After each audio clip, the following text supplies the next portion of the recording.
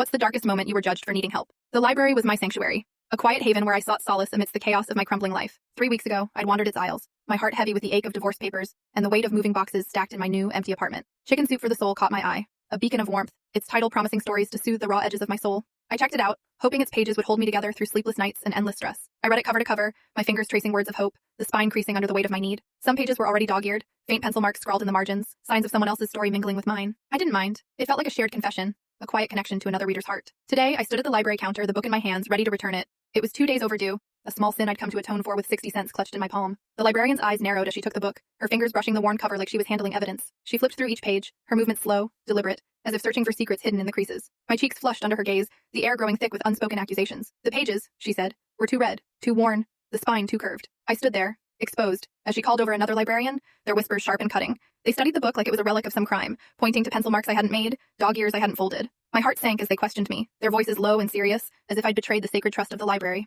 They thought I was reselling books, running some shadowy scheme for profit. Me, a woman clinging to inspirational stories, just to make it through the day. The absurdity stung, but it was their suspicion that cut deeper, their eyes pinning me as a thief in a place I'd come for comfort. I tried to explain, my voice shaking, that I'd only read it, that the wear was from love, not deceit. But their words twisted my truth, turning my vulnerability into evidence of guilt. Behind me, the line of patrons shifted restlessly, their impatience a quiet chorus to my humiliation. I felt small, my pain laid bare under fluorescent lights, judged for daring to lean too heavily on a book's promise. Then the head librarian approached, her eyes kind but weary, as if she'd seen the scene play out too many times. She glanced at the book, then at me, and in her silence, I felt seen. Not as a criminal, but as a woman carrying too much. She took my 60 cents, her voice gentle as she dismissed her colleague's fervor. It's just a book, she said, meant to be read, meant to be loved. I walked away, the weight of their suspicion lingering like a bruise. As I stepped into the cool evening air, I heard them murmur about flagging my account, about watching me. My sanctuary had turned on me, branding me a suspect for seeking solace too deeply. I clutched my purse, the ache in my chest heavier than before. Reading had been my escape, but now even that felt like a crime. All I wanted was comfort, but even my library turned my healing into a crime.